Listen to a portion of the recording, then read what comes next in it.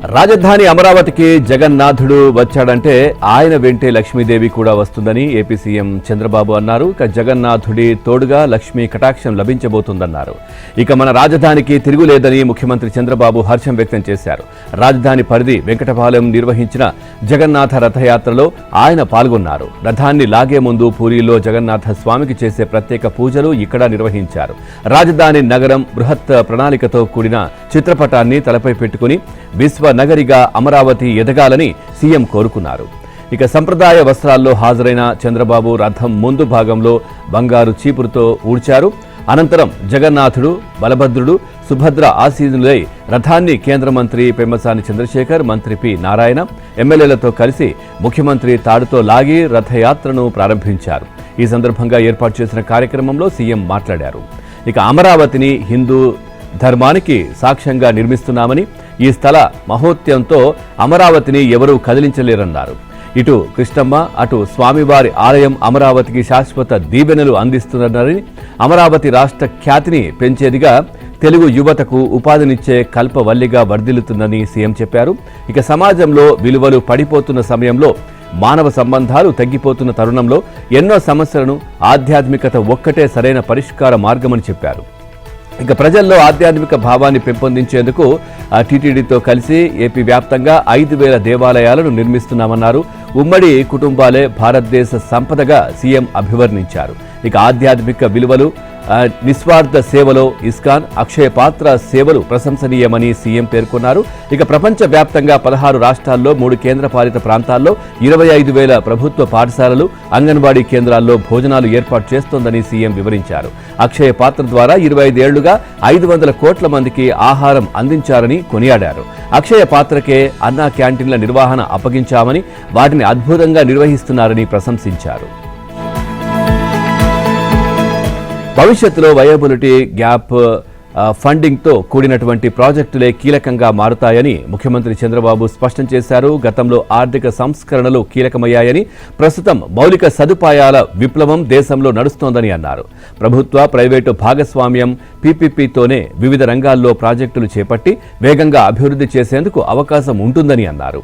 ఇక పీపీపీ కింద చేపట్టిన ప్రాజెక్టులు, ప్రభుత్వం చేస్తున్న వ్యయ తదితర అంశాలపై అధికారులతో ముఖ్యమంత్రి చంద్రబాబు నిర్వహించిన సమీక్ష పలు అంశాలపై చర్చించి పలు సూచనలు చేశారు. ఇక పోర్టులు, షిప్ యార్డులు, ఎయిర్పోర్టులు, పర్యాటక ప్రాజెక్టులు సహా మొత్తం 260 ప్రాజెక్టులను పీపీపీ కింద చేపట్టినట్లు ఆర్థిక శాఖ అధికారులు వివరించారు.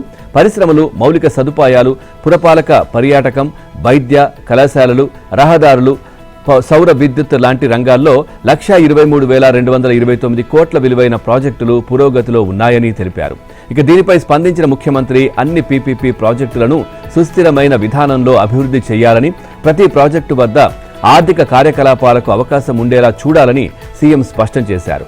వివిధ ప్రాజెక్టులకు కేంద్రం ఇచ్చే అర్బన్ ఛాలెంజింగ్ ఫండ్ లాంటి వాటిని కూడా సమర్థంగా వినియోగించుకోవాలని అన్నారు.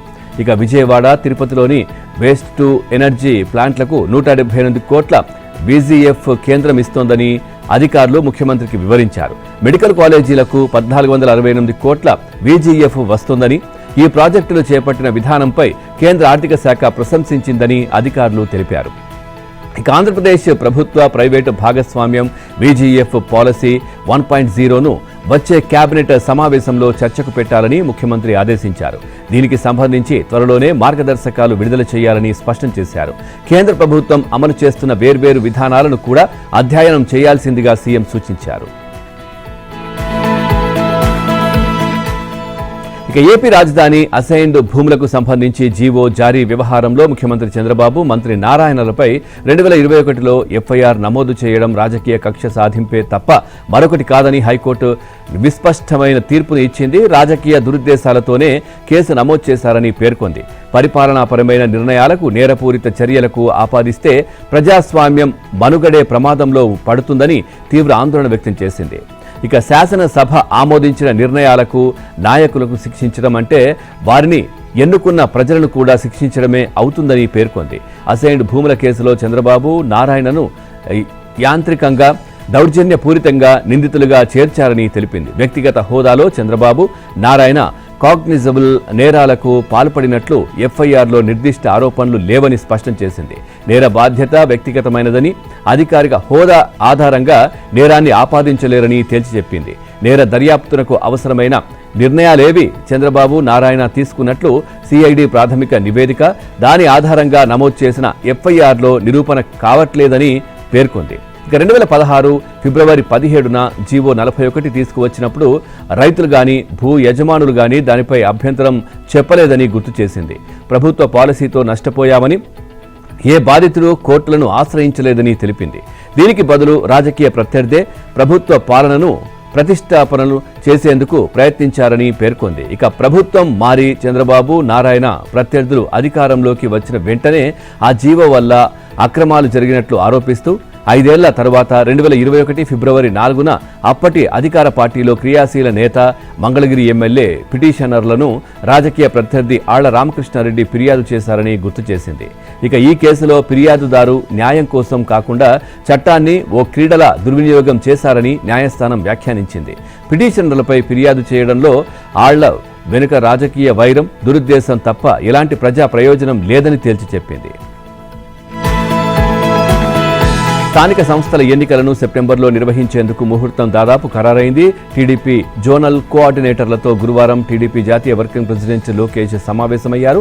కొత్తగా జోనల్ కోఆర్డినేటర్లను నియమించిన తర్వాత జరిగిన ఈ తొలి భేటీలో స్థానిక ఎన్నికలపైనే ప్రధానంగా చర్చ జరిగింది. స్థానిక ఎన్నికలకు పార్టీ శ్రేణులను సమాయత్తం చేయాలని మంత్రి లోకేష్ వారికి సూచించారు.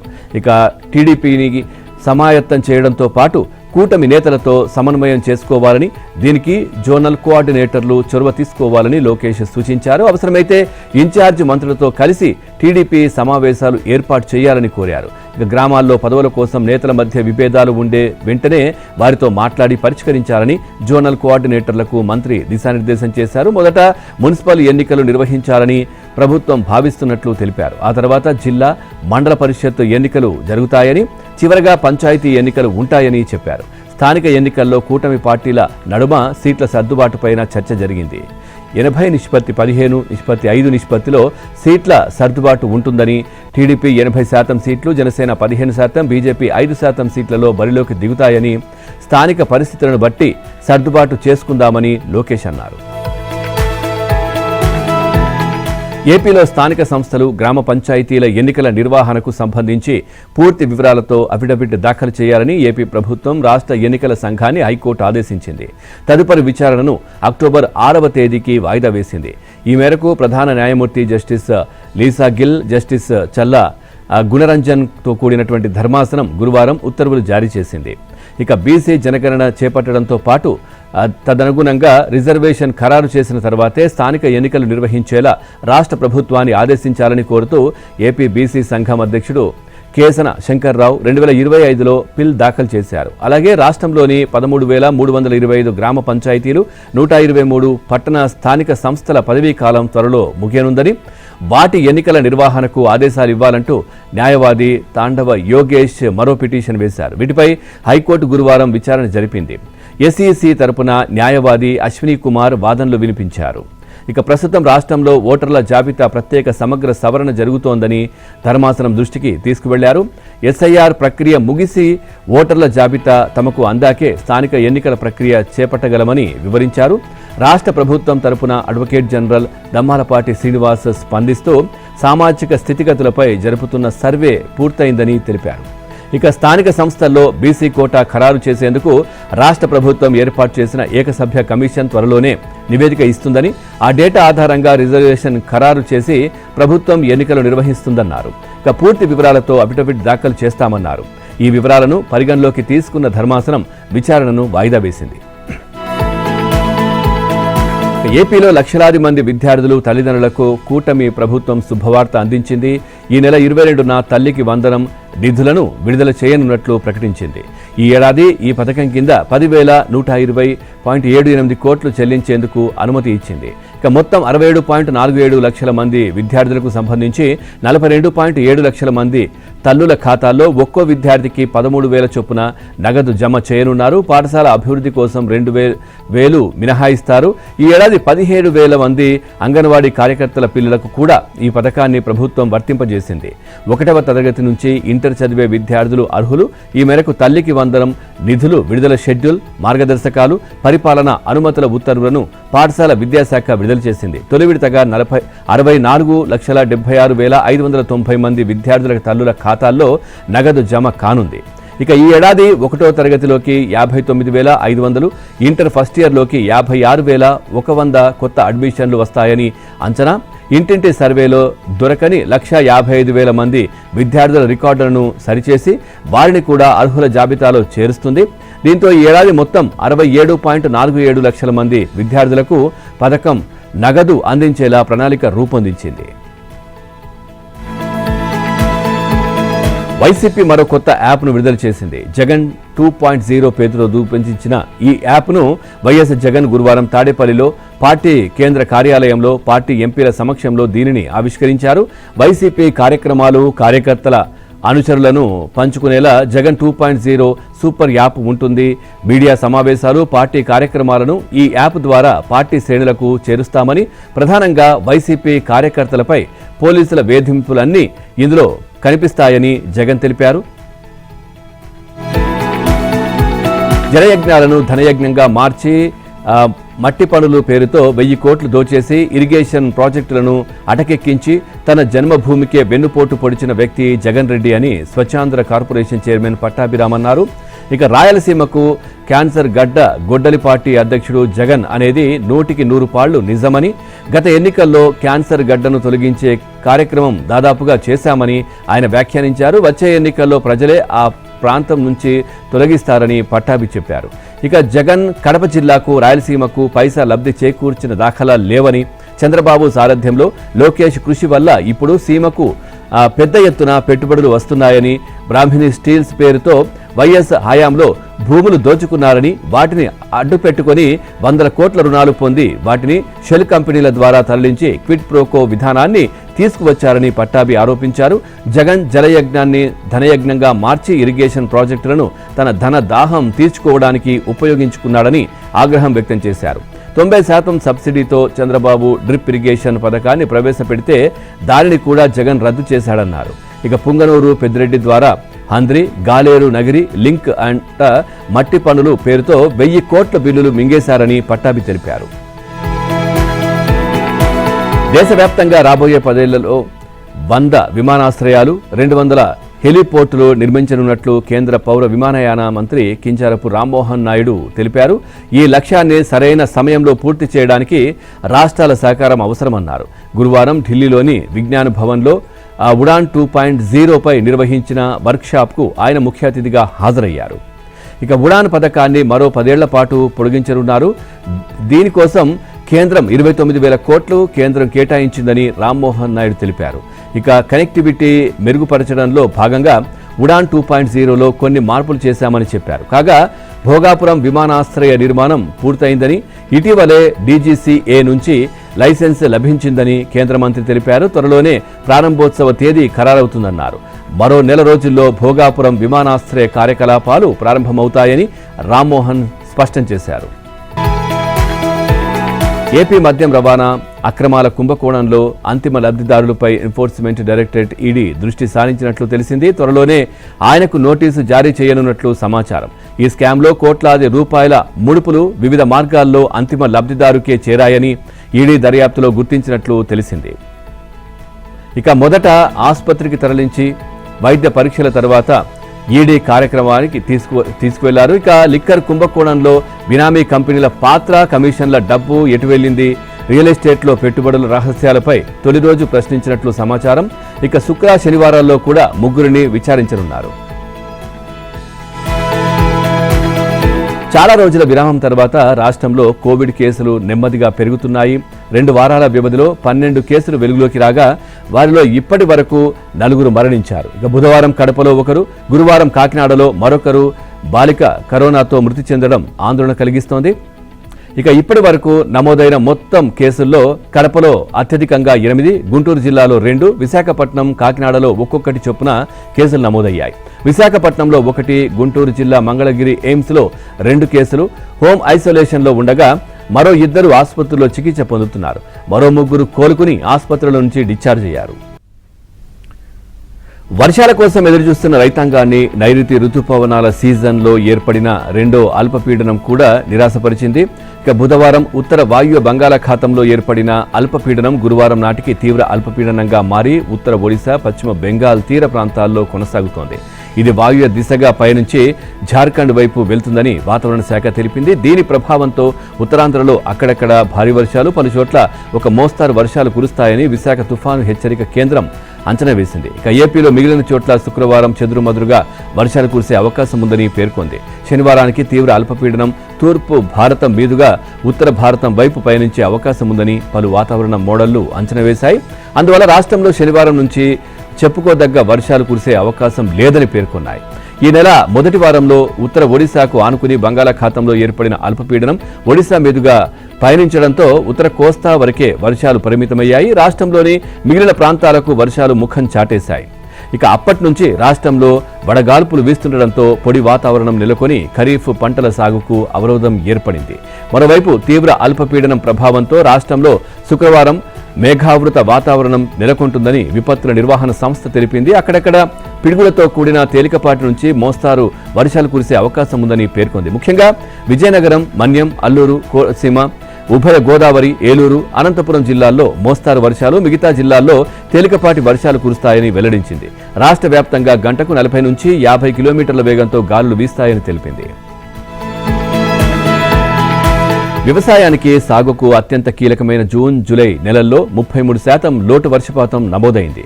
రాష్ట్ర వ్యాప్తంగా అన్ని జలాశయాల్లో తాగునీటికి తప్ప సాగుకు చుక్క నీరు లేదు. చెరువులు, కుంటలు కూడా విలవిలబోతున్నాయి. ఇదే పరిస్థితి కొనసాగితే తాగునీటికి కటకట తప్పదా అనే పరిస్థితి ఏర్పడింది. భూగర్భ జలాలు పాతాళంలోకి పడిపోతున్నాయి. ఇక రాబోయే 3 నెలల్లో కూడా తక్కువ వర్షపాతమే నమోదవుతుందని వాతావరణ శాఖ నిపుణులు అంచనా వేస్తున్నారు. ఈ పరిస్థితుల నేపథ్యంలో ఎల్నినో రాష్ట్రంలో ప్రమాద ఘంటికలు మోగిస్తోంది. ఇక వర్షాభావ పరిస్థితులు కోస్తా, కరువు వైపు అడుగులు వేసేలా కనిపిస్తున్నాయి. ఇప్పటికీ 33% లోటు వర్షపాతం నమోదైందంటే పరిస్థితి ఎంత తీవ్రంగా మారిందో అర్థం చేసుకోవచ్చు. 2002లో వచ్చిన ఎల్నినోతో పోలిస్తే ఈసారి 2026 ఎల్నినో ప్రభావం చాలా తీవ్రంగా కనిపిస్తోంది. ఒకవేళ బోరు, బావుల కింద రైతులు సాగు మొదలుపెట్టినా చివరికి పంటలు గట్టెక్కుతాయనే నమ్మకం లేదు. ఇలాంటి విపత్కర పరిస్థితుల్లో అన్నదాతలు అప్రమత్తం కావాలని, ప్రత్యామ్నాయ పంటల సాగుకు ఎంచుకోవడమే మేలని వ్యవసాయ రంగం నిపుణులు సూచిస్తున్నారు. గ్రామ పంచాయతీల ఆర్థిక స్వయం ప్రతిపత్తిని బలోపేతం చేస్తూ పల్లె ఆర్థిక స్వేచ్ఛకు పెద్దపీట వేసేందుకు తెలంగాణ ప్రభుత్వం కీలక నిర్ణయం తీసుకున్నది. ఇక తెలంగాణ పంచాయతీరాజ్ చట్టం 2018లోని సెక్షన్ 70/3కి సవరణ చేయనుంది. దీనికి సంబంధించిన ఫైల్ను పంచాయతీరాజ్ శాఖ ఇప్పటికే సిద్ధం చేసింది. శుక్రవారం మధ్యాహ్నం పంచాయతీలలో సీఎం రేవంత్ రెడ్డి అధ్యక్షతన జరిగే కేబినెట్ సమావేశంలో ఈ చట్ట సవరణకు ఆమోదం లభించే అవకాశం ఉందని తెలుస్తా ఉంది. ప్రస్తుతం తెలంగాణ పంచాయతీరాజ్ చట్టం 2018లోని సెక్షన్ 70/3 ప్రకారం గ్రామ పంచాయతీలకు వచ్చే అన్ని నిధులను సమీప ప్రభుత్వ ట్రెజరీలోనే జమ చేయాల్సి ఉంటుంది. ఈ విధానం వల్ల పంచాయతీలు తమ సొంత ఆదాయాన్ని అవసరమైన సమయంలో వినియోగించుకోవడంలో ఇబ్బందులు ఎదుర్కొంటున్నాయన్నారు. ఇక దీంతో స్థానిక సంస్థల ఆర్థిక స్వయం ప్రతిపత్తిపై ప్రతికూల ప్రభావం పడుతుందని గుర్తించిన ప్రభుత్వం చట్ట సవరణకు సిద్ధమైంది. కాంగ్రెస్ ప్రభుత్వానికి ముందు చూపు లేకపోవడం వల్లే రాష్ట్రం అంధకారంలో ఉందని బీఆర్ఎస్ నేత, మాజీ మంత్రి హరీష్ రావు విమర్శించారు. అప్రకటిత విద్యుత్ కోతల వల్ల అన్ని వర్గాల ప్రజలు ఇబ్బందులు పడుతున్నారని ఆరోపించారు. బీఆర్ఎస్ పాలనలో కరెంటు పోతే వార్త అని, ఇప్పుడు కరెంటు ఉంటే వార్త అన్నట్లుగా పరిస్థితి ఉందని ఎద్దేవా చేశారు. ఇక థర్మల్ విద్యుతుత్పత్తి కేంద్రంలో బొగ్గు అందుబాటులో లేకపోవడం వల్లే కరెంటు కోతలు విధించాల్సిన పరిస్థితి నెలకొందన్నారు. ఇక కొత్తగూడెం, కాకతీయ, భద్రాద్రి, యాదాద్రి పవర్ స్టేషన్లలో వారం రోజులకు మించి బొగ్గు నిల్వలు లేవని చెప్పారు. నీటి నిల్వ, బొగ్గు సరఫరా, విద్యుత్ కేంద్రాల నిర్వహణలో కాంగ్రెస్ ప్రభుత్వం విఫలమైందని ఆగ్రహం వ్యక్తం చేశారు. కమిషన్ల కక్కుర్తితోనే గ్రీన్ ఎనర్జీ పాలసీ అమలు చేయకుండా పారిశ్రామికవేత్తలను ఇబ్బంది పెడుతున్నారని దుయ్యబట్టారు. సింగరేణి వెబ్సైట్ మూసివేసి బొగ్గు సరఫరా, నాణ్యత వివరాలు బయటకు రాకుండా చేశారని మండిపడ్డారు. క్షేత్రస్థాయిలో కాంగ్రెస్ పార్టీ కోసం కష్టపడిన నాయకులు, కార్యకర్తలు కాస్తంత అసంతృప్తితో ఉన్నారని పార్టీ రాష్ట్ర వ్యవహారాల ఇన్ఛార్జ్ మీనాక్షి నటరాజన్ దృష్టికి పలువురు డీసీసీ అధ్యక్షులు తీసుకువెళ్లారు. పార్టీ కోసం కష్టపడిన వారిని గుర్తించాలని, నామినేటెడ్ పోస్టులు, ఇతర పదవుల భర్తీలో వారికి ప్రాధాన్యం ఇవ్వాలని కోరారు. అలాగే స్థానిక సంస్థల ఎన్నికల్లో కాంగ్రెస్ పార్టీ తిరుగులేని విజయం సాధించినా కొన్ని చోట్ల ప్రతిపక్ష బీఆర్ఎస్, బీజేపీ ఓట్ షేర్ పెరిగిందని, అప్రమత్తం కావాల్సిన అవసరం ఉందని మీనాక్షి తెలిపారు. ఇక పార్టీకి దూరమైన వాళ్లకు కలుపుకుపోతూ దీన్ని అధిగమించాలని సూచించారు. డీసీసీ అధ్యక్షులతో మీనాక్షి నటరాజన్ ముఖాముఖి భేటీగా గురువారం కొనసాగింది. ఇక బుధవారం 16 మంది డీసీసీ అధ్యక్షులతో భేటీ అయిన మీనాక్షి మిగిలిన వారితో గురువారం భేటీ అయ్యారు. ఈ సందర్భంగా ఆయా జిల్లాల్లో జరిగిన పరిస్థితిపై ఆమె ఆరా తీయగా పలువురు డీసీసీ అధ్యక్షులు ఈ మేరకు అభిప్రాయాలు వ్యక్తం చేసినట్లు తెలిసింది. ఈ భేటీలో తొలుత 9 ప్రశ్నలతో కూడిన ప్రశ్నావళిని డీసీసీ అధ్యక్షులకు ఇచ్చిన మీనాక్షి వాటిని నింపిన తర్వాత వారిని పలు ప్రశ్నలు అడిగారు. జిల్లాల్లో రాజకీయ పరిస్థితి ఏంటి, ఇక ఎస్ఐఆర్ ప్రక్రియ ఎక్కడి వరకు వచ్చింది, భవిష్యత్తులో పార్టీలో ఏ స్థాయి వరకు ఎదగాలనుకుంటున్నారు వంటి ప్రశ్నలకు ఆ ప్రశ్నావళిలో పొందుపరిచారు. కాగా ఆయా జిల్లాల్లో సీనియర్ నాయకులతో తాము ఎదుర్కొంటున్న సమస్యలను కొందరు డీసీసీ అధ్యక్షులు వివరించారు. అన్ని సావధానంగా విన్న మీనాక్షి వాటిని నోట్ చేసుకున్నారు. జిల్లాలో పార్టీకి సంబంధించి డీసీసీ అధ్యక్షులే సుప్రీం అంటూ వారికి స్పష్టం చేశారు. ఇక అందరూ నాయకులను సమన్వయం చేసుకుంటూ కార్యకర్తలు నిర్వహించాలని, కార్యక్రమాలు పూర్తిగా నిర్వహించాలని కూడా సూచించారు. పార్టీ నాయకుల చిత్రపటాలకు క్షీరాభిషేకాలు, జలాభిషేకాలు చేయడం, వారికి బుల్డోజర్లు, జేసీబీలను ఉపయోగించి గజమాలలు వేయడంపై కాంగ్రెస్ పార్టీ నిషేధం విధించింది. ఈ చర్యలు పార్టీ సంస్కృతి కాదని స్పష్టం చేసింది.